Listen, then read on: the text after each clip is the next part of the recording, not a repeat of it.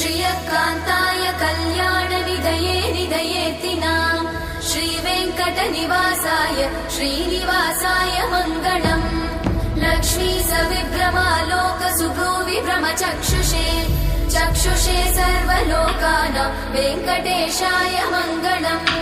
श्रीवेङ्कटाद्रिशृङ्गाग्रमङ्गलाभरणाङ्गये मङ्गलानां निवासाय श्रीनिवासाय मङ्गलम्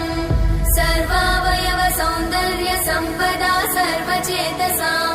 सदा सम्मोहनायास्तु वेङ्कटेशाय मङ्गलम् नित्याय निरवध्याय सत्यानन्दचिदात्मने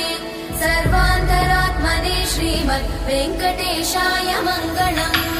स्वतः सर्वविदे सर्वशक्तये सर्वशेषिने सुलभाय सुशीलाय वेङ्कटेशाय मङ्गलम्।